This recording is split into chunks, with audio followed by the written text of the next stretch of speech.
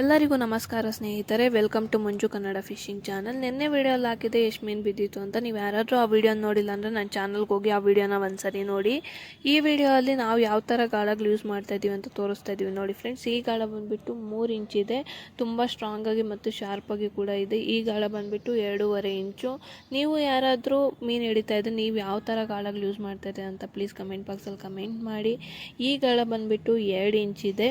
ಈ ಗಾಳಗಳನ್ನೆಲ್ಲ ಹೆಂಗೆ ಕಟ್ಟೋದು ಅಂತ ಹಿಂದಿನ ವಿಡಿಯೋ ಅಲ್ಲಿ ಹಾಕಿದ್ದೆ, ಸ್ಕಿಪ್ ಮಾಡಿದೆ, ಆ ವಿಡಿಯೋ ಕೂಡ ನೋಡಿ. ಈ ಗಾಳ ತುಂಬ ಸ್ಟ್ರಾಂಗ್ ಆಗಿರುತ್ತೆ. ಈ ಗಾಳನ ಕುಚ್ಚುಗಾಳ ಅಂತ ಕರಿತೀವಿ ನಾವು. ನೀವು ಏನಂತ ಕರಿತೀರಾ ಅಂತ ಕಮೆಂಟ್ ಬಾಕ್ಸಲ್ಲಿ ತಿಳಿಸಿ. ಈ ಗಾಳ ಕೂಡ ತುಂಬ ಸ್ಟ್ರಾಂಗಾಗಿ ಮತ್ತು ಶಾರ್ಪಾಗಿ ಕೂಡ ಇದೆ, ನೋಡೋಕ್ಕೂ ಸ್ವಲ್ಪ ಡಿಫ್ರೆಂಟಾಗಿದೆ.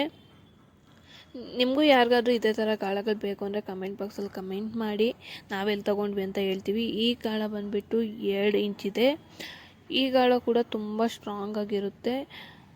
ಈ ಗಾಳ ಬಂದು 1.5 ಇಂಚು. ನೋಡಿ ಫ್ರೆಂಡ್ಸ್, ನಮ್ಮ ಹತ್ರ ಡಿಫ್ರೆಂಟ್ ಆಗಿರೋ ಗಾಳಗಳು ಕೂಡ ತೋರಿಸ್ತಾ ಇದ್ದೀವಿ. ಈ ಗಾಳ ಬಂದು 3/4 ಇಂಚಿದೆ. ತುಂಬ ಸ್ಟ್ರಾಂಗ್ ಆಗಿರುತ್ತೆ ಈ ಗಾಳಗಳು ಕೂಡ.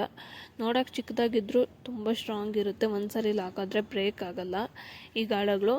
ಈ ಗಾಳ ನೋಡಿ ಫ್ರೆಂಡ್ಸ್, ಕಪ್ಪೆಗಾಳ ಅಂತ ಕರಿತೀವಿ. ಇದು ನೋಡೋಕ್ಕೆ ಒಂದು ಸ್ವಲ್ಪ ಡಿಫ್ರೆಂಟ್ ಆಗಿರ್ಬೋದು. ಇದಕ್ಕೆ ಫುಡ್ ಹಾಕೋ ಅವಶ್ಯಕತೆ ಇರಲ್ಲ. ವೈರ್ ಯಾವ ಥರ ಯೂಸ್ ಮಾಡ್ತೀವಿ ಅಂತ ನೆಕ್ಸ್ಟ್ ವೀಡಿಯೋದಲ್ಲಿ ಹಾಕ್ತೀನಿ. ಯಾರು ಇದೇ ಮೊದಲನೇ ಬಾರಿ ನಮ್ಮ ವೀಡಿಯೋ ನೋಡ್ತಿದ್ರೆ ಪ್ಲೀಸ್ ಸಬ್ಸ್ಕ್ರೈಬ್ ಮಾಡ್ಕೊಳ್ಳಿ, ಶೇರ್ ಮಾಡಿ, ಲೈಕ್ ಮಾಡಿ, ಹಾಗೆ ಕಮೆಂಟ್ ಮಾಡಿ. ನಮ್ಮ ಚಾನಲನ್ನು ಇದೇ ಥರ ಸಪೋರ್ಟ್ ಮಾಡ್ತಾಯಿರಿ. ಧನ್ಯವಾದಗಳು ಫ್ರೆಂಡ್ಸ್.